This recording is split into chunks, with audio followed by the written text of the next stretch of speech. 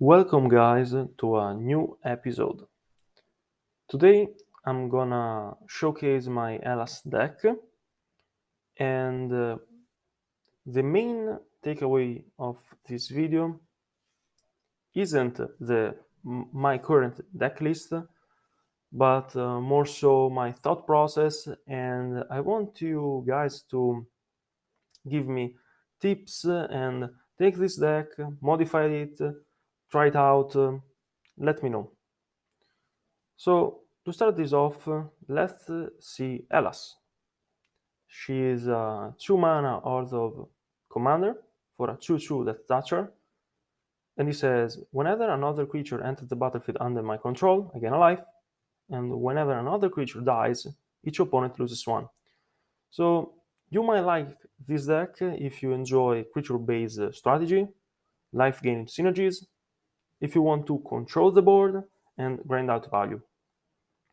Of course, she can build in a more aggressive way, but I found out that Pauper Commander in general has a great abundance of good answer, while the average creature and threat is much less meaningful. So it's better to play one more removal rather than a mediocre 3-drop, random 3-drop. It's a control deck. Let's see what the control package look like. We have single target removal, edicts, and board wipes. A small discard theme that I have added recently, thanks to Gold Travis, Wirox, and Napdown, that show me the strength of knowing what your opponent ends look like, and also which actual spells put in the deck. Let's start this off by talking about the single target removal. As you can see, I have a lot of them. The deck currently runs around 30 creatures and 20-25 removal spell. Here in the first row you can see cheaper removal spells that can target aggressive creatures and mana dorks, while in the second row I have a more generic removal spell.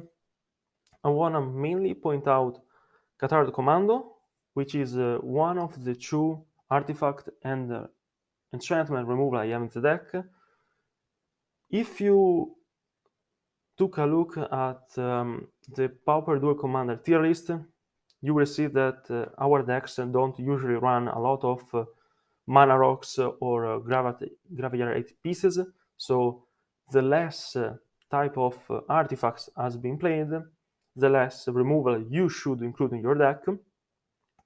Qatar Commando is mainly here because it is a flashy creatures with good stats, and also it can destroy background or any enchantment that people could use to empower the Boggle strategy. Also, I want to point out the two auras I have here included. I think they are great and much stronger than what people give them credit for. Because you need to understand that if you are removing an opponent commander, you are slowing down their progress, but they still can recast it. While if you nullify them through reprobation, for example, they can't recast him, and if their deck is too centric on the commander, they have basically lost. Now we take a look at the edicts, which are great against Wilson or any type of deck whose commander has built-in protection. So Sailor's Bane, Boggle, stuff like that. I want to just point out Depth to Kami, which is the other enchantment removal. Usually people just run a background or some sort of aura to empower their commander, so this usually gets always a good target. Let's go to the board wipes, which are of course mainly here to slow down token stack. I'm really afraid of Guts. of Veteran Soldier or any deck that can generate a ton of board really quickly.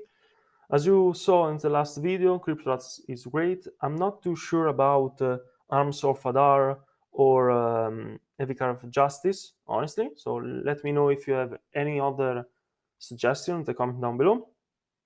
Here we have a small discard package. It's a new addition, so we'll see in the future if I should add them more, but in short, Duress and Imtuturak are two great disruption spells, and the Augur of Schools and the Shinobi are two creatures which triggers Elas, and the first one can also drain my opponent. The latter helps me rebuy an ATB effect, and I have a few evasive creatures in the deck, so it's not hard to Genjutsu in the Shinobi, make the opponent discard, replay flyers, and maybe draw a card, gain life, stuff like that. We'll go through the most boring section of each deck, which is a draw package. I'm playing solid black draw spells alongside of some efficient ones that requires me to sacrifice creatures. In this deck, it's not really a problem. It's a sadistic control, so don't be afraid to lose your board because you are dealing damage at the same time, okay?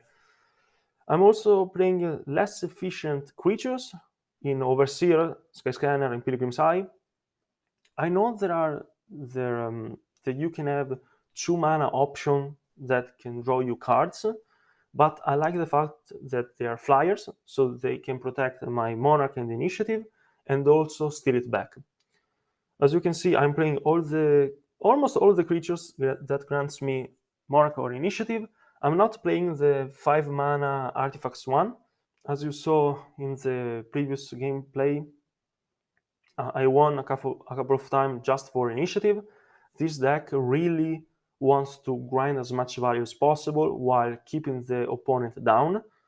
And so an extra card a turn, 2+1/+1 counter is all good stuff.